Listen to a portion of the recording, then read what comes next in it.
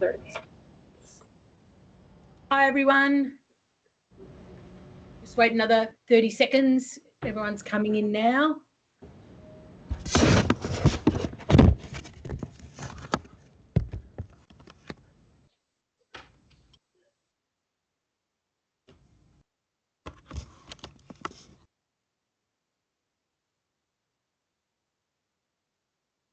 Okay. Well, welcome everybody to Franchise Council of Australia's.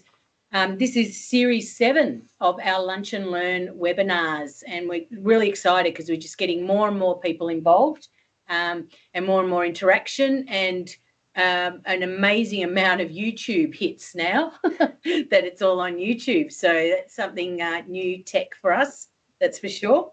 Not new to Georgia, but new to all of us. Anyway, so today our host is Afterpay.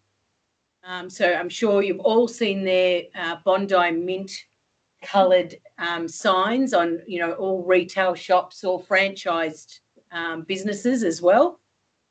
And this morning we're going to be hearing from Kellie Christensen, and she's the head of franchise for Afterpay.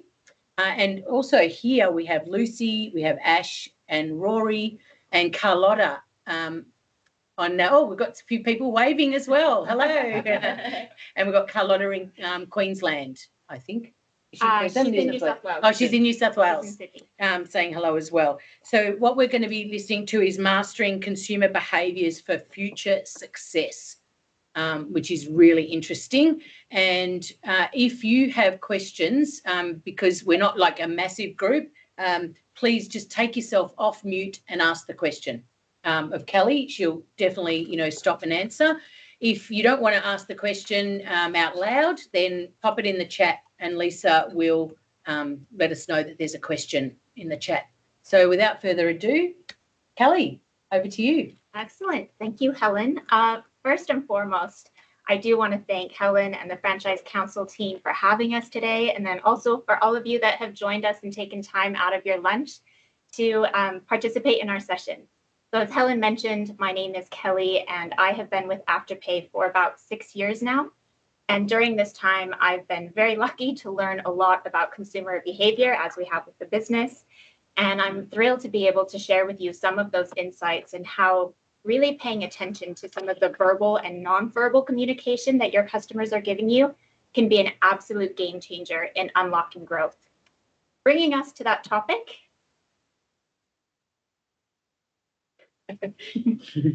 Mastering consumer behavior for future success. Now, in order to understand our consumers, we first need to take a look at what macro factors are influencing their behavior.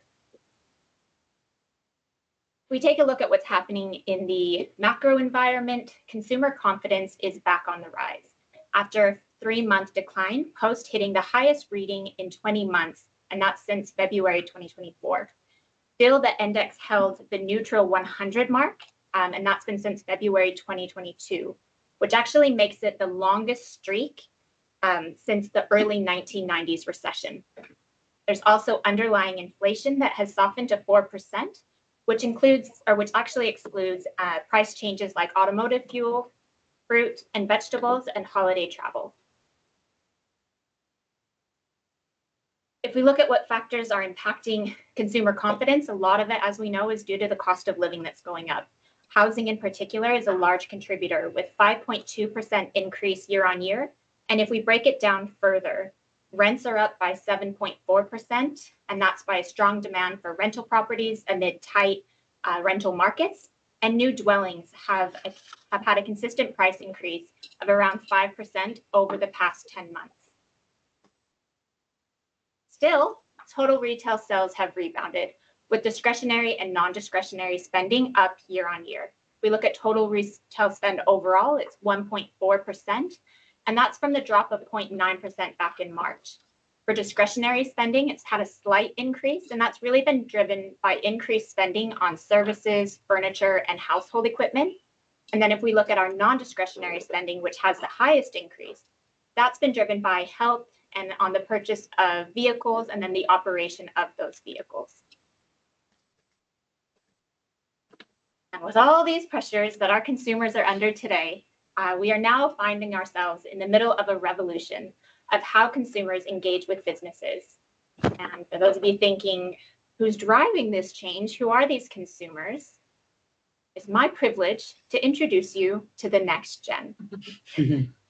Now, the next gen, who are they? They are Gen Z and millennials. And I know we refer to these generations quite a lot, but to break down who is Gen Z and who is millennials, Gen Z are anyone who was born between the years of 1997 to 2012. They are aged between 13 to 27. And then millennials are born between 1981 and 1996. So they would be aged 28 to 43. Yes, you heard me correctly. Millennials are now in their 40s, wow, despite the fact that I think we all still identify as being in our 20s. So, yep. Yep. So what makes these generations different and what behaviors can be observed? We look at millennials. Millennials were the first generation to move away from credit. In fact, 90% avoid credit cards as a matter of choice, and 66% primarily use a debit card, and 24% would rather use their own money when making purchases. In fact, instead of going to a bank for a loan, they're going to go to their savings accounts. And 80% of millennials have a budget compared to only 67% of the generations before them. And while the relationship with finance is different, so is the way that they govern their lives. When asked about what makes them unique, millennials will tell you it's their use of technology. 74% of millennials have had a positive sentiment for new technology, and it's improving the way that they manage their lives, the way that they manage their budget, the way that they manage their spending, and really how they interact with the world around them. They adopt technology at a very fast rate. In fact, if we look at ChatGPT, which I'm sure all of you have probably tested it out at some point, but for those little life hacks where you can bring in technology, for ChatGPT to get to 1 million customers, it only took them 5 days. And just to put that into perspective, Netflix, which is also an app that I think we all know and love, before they went digital, for them to get to 1 million customers, it took them 3.5 years. So it just goes to show that the rate that we pick up technology and tools that make our lives easier, it's happening at a much faster rate. For one of the studies on this generation, we found that 72% of millennials state that they use technology to compare prices and review businesses before they spend, meaning by the time that they come into your store, they are likely very clear on what they want. They've done the research of how your product compares to your competitors, really making it important to ensure that you've got an omni-channel experience for your customers to engage with. So whether that's having your products on your social channels, on your website, and having your in-store setup, making sure that that experience for the customer is all well aligned. And last but not least, despite the myths, millennials are not lazy. It's actually, they're quite the opposite. They work really hard. 73% of millennials state that they work over 40 hours per week, and about 25% of them state that they're working over 50 hours, if not more. Meaning this generation is incredibly time poor. So when we think of how they are shopping, how they are spending, you can imagine they're probably doing it late at night on their commutes home from the office. They're trying to multitask in all the things that they do. And while they work hard, they also want to make sure that the work that they do adds to a purpose. 94% of millennials want to use their skills for a benefit or for a cause. And 63% of millennials state that a business should only exist to provide value to society, not just for a profit. And while millennials and Gen Z have a lot of similarities, it's important to call out that the traits that make Gen Z different really are across a couple of factors. When we asked Gen Z their values of self-care, it came up first. And when ranked on what's most important to them between happiness, health, or wealth, we're going to run a little vote. Who here on the call thinks they chose health? We see. Just write it in the, yep, write in the chat. how many of you think Gen Z customers prefer wealth? What's everyone saying? And then the next one is happiness. One for wealth, one for health. Yeah, wealth, And one health, for happiness. Happiness. Oh, there's a few happy people out there. Health, 4 for five happiness. For happy. Thanks, Claire. Love it. Happiness is the winner so far. Yep. All right, we'll go with happiness. Ding, ding, ding, you won. 57% of Gen Z customers state that their happiness is the most important value. And then 31% voted their health and 13% voted their wealth. And I don't know, maybe this generation does actually have it right. Growing up with Gen Zs also are focused on flexibility. For them, flexibility is everything. And growing up with Stop Anytime subscriptions like Spotify and Netflix, they want to maximize flexibility in their lifestyle. Gen Zs want to be able to turn on and off communication in their life, and this is really paramount when it comes to their finances. They prefer to rent, share, or try alternatives to owning. And that can include anything from clothing, cars, furniture, and bikes. And when it comes to the workplace, they want flexible hours and the ability to work from home. In fact, these requirements have a higher value to Gen Z customers over their salary expectations. And financial literacy is a must. They actively make contributions to their supers, they save from their paychecks, and they're constantly working on ways that they can make more money from the money that they have available.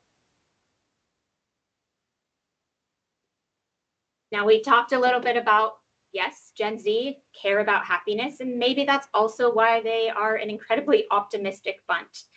79% of Gen Z are optimistic about the future and the macro environment ahead of us.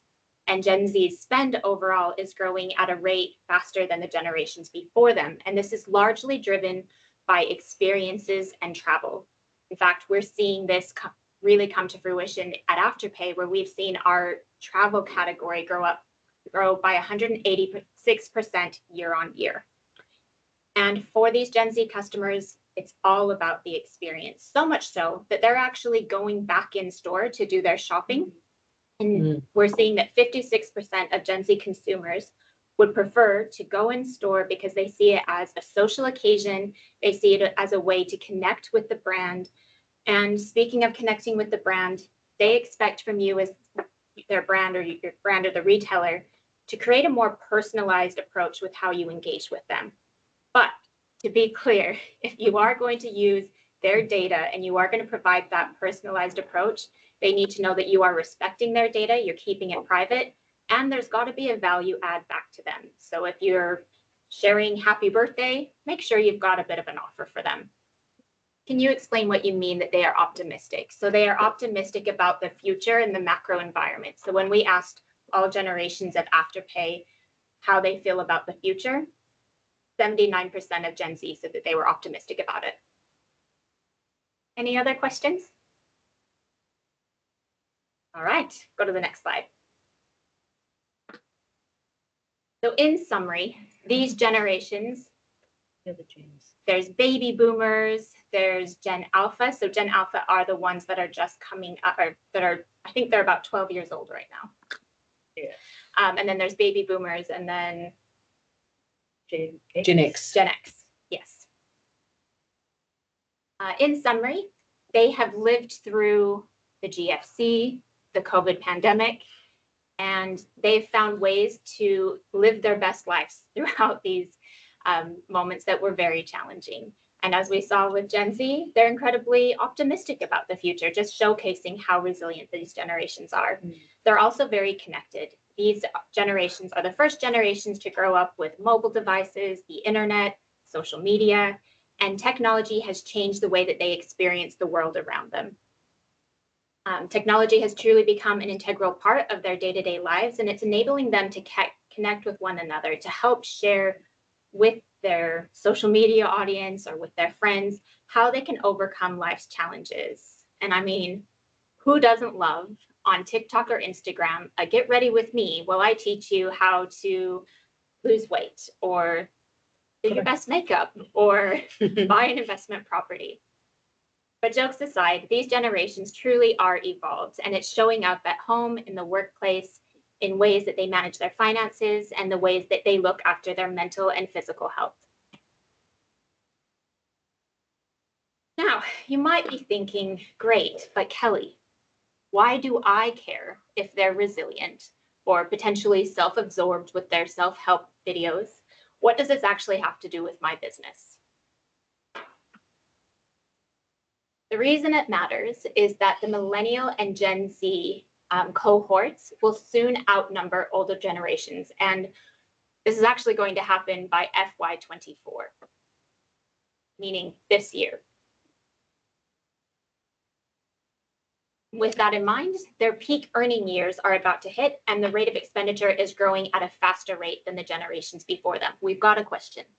The range of Gen Z is 13 to 27. Are we really only talking about the more older ones, say 2027, who are working in a job? It would obviously 18 plus in terms of. it would be 18 plus in terms of how they're spending, but we do send out our surveys to, I believe, anyone 18 and older. So the feedback we're getting is 18 and older.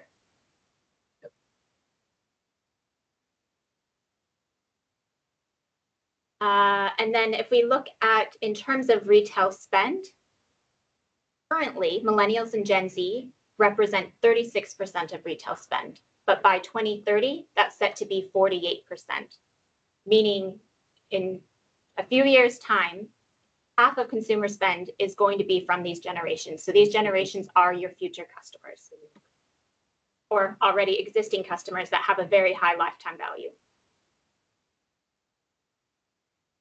And now let's get to the best part, tips that you'll need to attract and retain them for future success. The last best experience a consumer ever had becomes the minimum experience they want everywhere. I'm going to say that again. The last best experience a consumer ever had becomes the minimum experience they want everywhere. Consumers' expectations rise with each positive experience that they have. What was exceptional yesterday becomes standard today.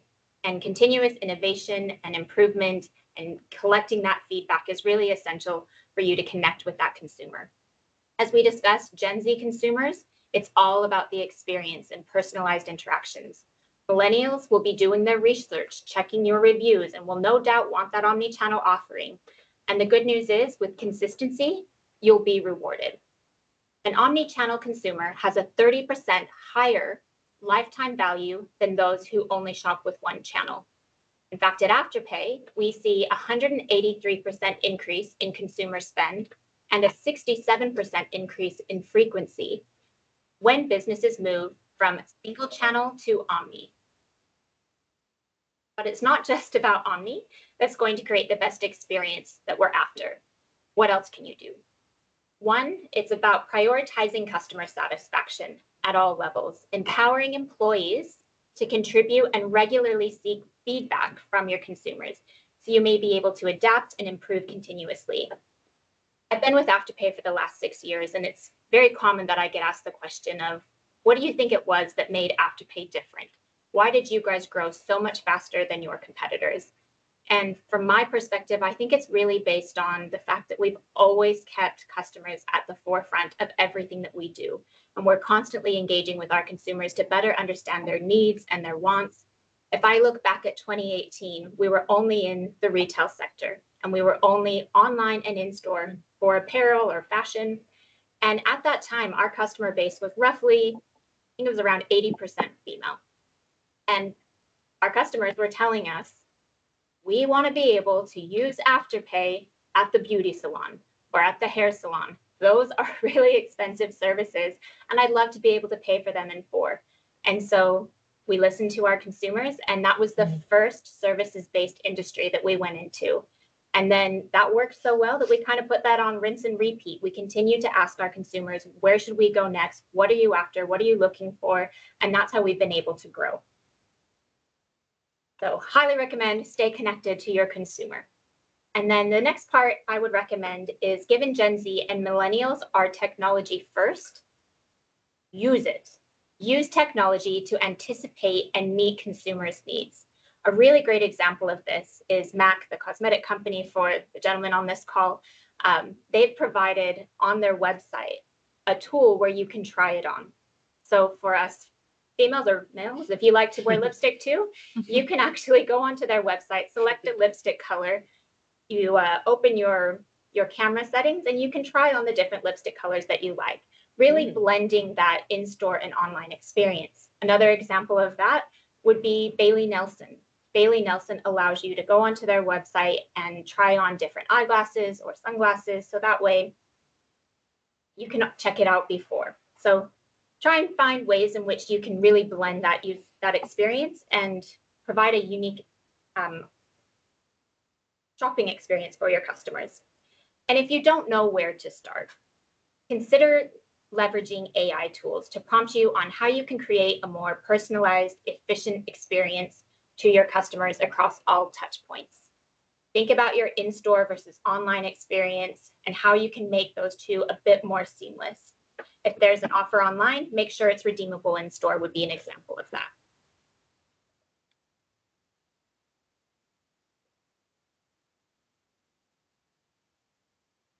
The next one is around the power of partnerships. Now, partnerships can be a key way for you to stay at the forefront of your customers' minds and to create hype or added value.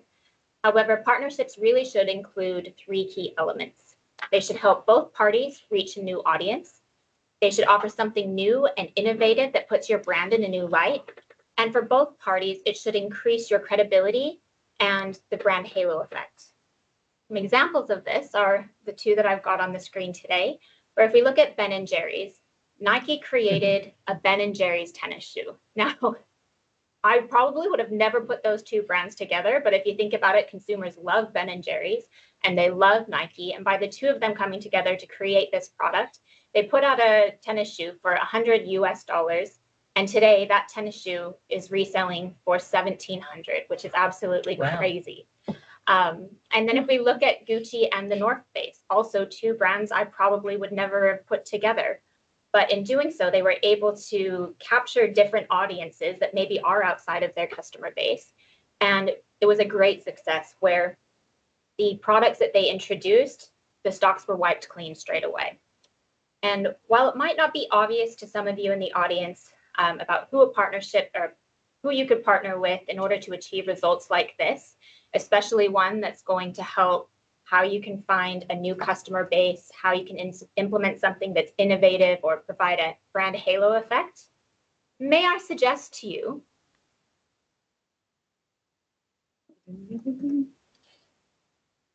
Afterpay. Sorry. Is there a question? No.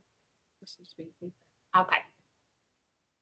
So as I'm sure all of you on this call probably are familiar with what Afterpay is, but Afterpay is a buy now, pay later product that is becoming the preferred payment method for customers. And going back to our 3 key elements for partnerships, Afterpay is a great way to help you get an attraction to new customers. So in Australia, Afterpay has approximately 3.5 million customers. And the good news is a majority of them are millennials and Gen Z. So we can help connect you with the customers of the future. The second part about offering something innovative that puts your brand in a new light, allowing customers to be able to pay in full and in the way that they want, is a great way to help your customers pay in the way that they want to and outside of the traditional means of credit or debit transactions. And then the third one is around that credibility. One of the things I found really interesting is when we asked our Afterpay customers, what's the main reason that you like to use Afterpay? One of the main reasons is that they find it as a safe and secure way to pay. So just having Afterpay on your website helps raise the credibility of your brand, and it makes customers, or Afterpay customers in particular, feel a bit more safe to purchase with you. But with or without Afterpay, I do challenge you to follow the customer, and you'll never need to look for growth. Thank you all for having me, and happy to have any questions. Hopefully you've learned a little bit of something today, and over to you guys. feel free to take yourself off mute and ask a question. But I had a question. You spoke about social responsibility. Yes. Like if there's quite a few brands on the call today, like what are you doing for social responsibility? If you want to maybe type that in the chat, that'd be interesting to know if that's, you know, what they're focusing on. Absolutely. And a great way, if you are focusing on social responsibility, how you're using that to get that message out to our millennial audience, given it is a factor that they value. And the other thing I wanted to say was I do get happy birthdays, and I'm not very happy when they just say happy birthday without something. I want presents.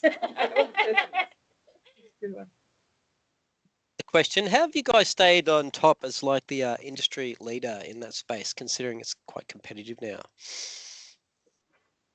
I think it again goes back to our close connection with our customers, constantly reaching out to them, better understanding where they're wanting to use Afterpay, giving them a very seamless experience. I would also say that Afterpay, if you've used it as a customer, we're very transparent with when your payments are due. We go out of our way to make sure customers are clear that there's an upcoming payment that's going to be coming out of their account. And if, let's just say, on the day that transaction doesn't go through, we actually reach out to the customer to say, is there another card that you'd like to use? How can we work with you? So that way you can avoid late fees. For us, putting the customer first has been a game changer. Question. I've got a What other question, if I could questions? just follow up. Is that okay? Yeah, go for it. Yes. Yeah, I'm the guy Great. that put in the optimism thing. I was curious about how optimistic that the generations are compared with each other. If you have any insights on that, because it's an area of great interest to me. Thank you. It is a really great question. I don't have the breakdown with me today, but I'm very happy to come back to you on that and share it maybe on the Franchise Council's forum. Yep. I know as you get older, you get grumpier. That's true. No, it's just that I had anecdotally, seen some research and so on that was saying that the younger generations were not optimistic about the future, and that's why it piqued my curiosity. Thank you. Interesting. Well, look, I'll come back to you on that, and I'll also share the study in which we collected that information, so that way you can refer to it as well. Yep. Thanks, Greg. What other questions have we got? Has anyone typed anything? Not yet. Then I have a question around this happiness thing. There's various topics about happiness being a state of mind or the pursuit of happiness being a moment. So what do these people perceive, this generation perceive as the core of happiness? That is is an Interesting question. Thank you. I have to say, if I were to say what they care about, and we've got a Gen Z here with us today, so maybe he can share from his perspective. And he's on his technology as we speak. But I might quickly say, I think for this generation, they find happiness in the experiences, in the moments, in being able to travel and take part of the world around them. But I think, and it comes back to, it was mentioned in the slide, purpose is another thing what people find happiness in. There is, don't get me wrong, there's a lot of doom and gloom out there, but young people, I don't know if they're just have experienced less doom and gloom, so they have a bit more optimism or a bit more happiness. But yeah, I think if the future is definitely something that young people in general look forward to. What about you, Georgia?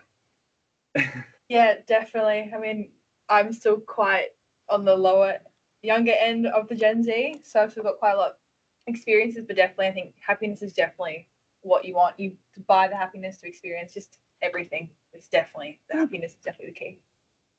Thank you. I think I understand my kids a little bit more. Normally it's just less chores. Less chores equals happiness, but thank you very much for the answer. Cute. Love it. Maybe more chores and take selfies for the memories. Sorry. I'll ask a question if that's okay. Can you hear me? Yes. Hi. Yes. I'm interested to understand. So you mentioned that, obviously Afterpay started in more of the retail space and you've moved to, holidays and things of that nature, which I imagine are higher value items. Is there, I guess, a ceiling or, have you got sights on different industries or perhaps purchases worth a higher value that consumers are looking to, I guess, to expand into, like, for example, I guess consulting services or other industries of that nature? Is that something on your radar, or is it more so just, I guess, limiting the total spend? If I'm making sense there. Absolutely, you're making perfect sense. So maybe it would help if I cover the limits that are available with Afterpay. So Afterpay's limits can go all the way up to $4,000 for a consumer. And then that's just going to vary based on our relationship with that customer and their spending behavior and their history of being able to make those repayments. So each customer can have up to $4,000. And our product is very simple in the way that we allow customers to pay us back. So every transaction with Afterpay is paid off over 4 equal installments, with the first installment coming out on the day of the transaction, and then each payment coming out every 2 weeks over a 6-week period. So when we start to get into those higher limits of, or a higher transaction value of, say, $5,000 to $10,000, it starts to not really make too much sense for some of our consumers because they wouldn't have the cash flow to cover paying off over $1,000 with each installment, if that makes sense. So a fortnight. So Afterpay really is more for those transactions up to $4,000 and below. Sure. Okay. And then in terms of the vertical question, I'm telling you, customers amaze me with things because going back to 2018, I remember talking about, like, where does Afterpay go? Where's the next vertical? Where should we be offering our services? And back then we thought, no one would ever want to use Afterpay for fish and chips, right? Like, no one's going to buy fish and chips with Afterpay. Turns out we were wrong. We were very, very wrong. And we have had customers engaging with us saying, we want to be able to pay for Afterpay at QSRs, and DoorDash is one of our partners, and they do incredibly well with Afterpay. So I've learned that as much as I thought no one would ever use Afterpay for a $20 transaction, sometimes they will. Afterpay has become something that it's a preferred payment option. So it's not just I need to use Afterpay because I can't afford it. In fact, that's almost a myth of what's happening in the market. Customers are using Afterpay every day because they're finding it, that's the way that they pay for things, and they like to be able to manage their budget through our app. And going back to the question earlier around why has it been so much more successful than, say, our competitors? If you go into our app, that user experience is really quite intuitive. It's very informative. It gives you options to, let's say you do have multiple payments coming out all over the course of a week, you can lump those payments together and do just one payment. So it's very user friendly. It's very intuitive. And I think that's hopefully answered your question. Thank you. Claire has given me a long sentence here, but I will read it out. Claire's from the alternative boards. I don't have a question, but you have made my observation of Gen Z behaviour take a different light. I see them bludging off their parents, expecting parents to provide them cars and taxi. They don't have a car, even when the reason is their own fault due to an accident. I love this, Claire. Personal experience. I thought that was lack of accountability for own actions, but you suggest it's actually because they prioritise saving money so much at the detriment of the way they treat their parents. I hear you, Claire. I hear you. More of it. We don't have to answer that one. Yes. And hence why we're less optimistic about the I do. That's why we're grumpy. Yeah. Sorry? I do actually now have a question, and it was actually, it might be that I've misheard at some point during this, but I suddenly realised, to me, there's a little bit of a contradiction when you're saying Afterpay is a preferred way of paying, and yet it's a generation that wants to avoid loans and things like that and wants to use their own cash over everything else. Afterpay is a loan, so how does that how does that fit? So this is where we're different. We don't charge our customers any interest to use our products. So when customers use Afterpay, in fact, around 86% of Afterpay customers have their account linked to a debit card. So when they're using Afterpay, they see it as I'm using my own money to spend, and I'm not taking out a loan, or I'm not applying for a credit card that has an annual fee or interest rates tied to it. They see it more as I am using my own money because I'm using a technical tool that's helping me break up the cost over 4 installments, and it doesn't cost me anything. Okay, so who pays the fees? How's that work then? Always the next question. Afterpay makes its fees off of the partnerships. Yep, exactly. Off of the partnerships with our merchants. And then there's an exchange of value that happens. So as we've discussed today, when a customer or when a merchant takes on Afterpay, they'll find that they get new customers that come to their business because Afterpay is an available payment option. If we look at our website, Afterpay gets roughly, I think the last number was around, we get millions of visits on our website a month of customers looking for businesses that have Afterpay available. So as a retailer or as a business, if you put your listing on Afterpay, we're able to connect you to that customer. Yeah, that's very interesting. Yeah. So it's a really great tool. And in fact, for a lot of our retailers, they've told us that Afterpay is the greatest referral of free traffic next to Google. And it's free. And then other benefits are because customers can break up that cost of a good or service, we find that the transaction value for businesses is slightly higher with Afterpay available, because instead of a customer going in and just buying the skirt, she might buy the shirt and the skirt.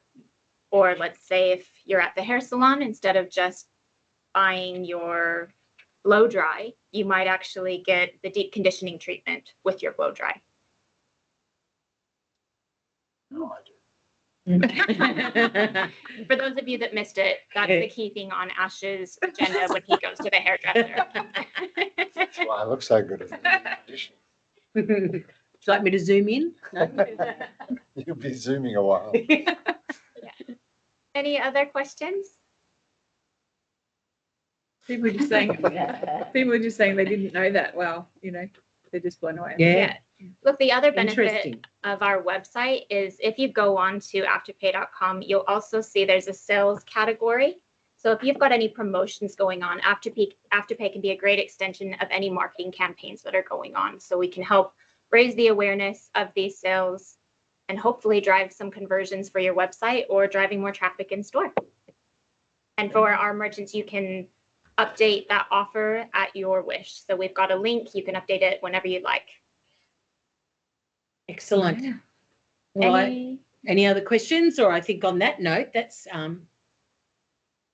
answered more of our questions we had in our mind, but more so new things that we never knew. Yeah.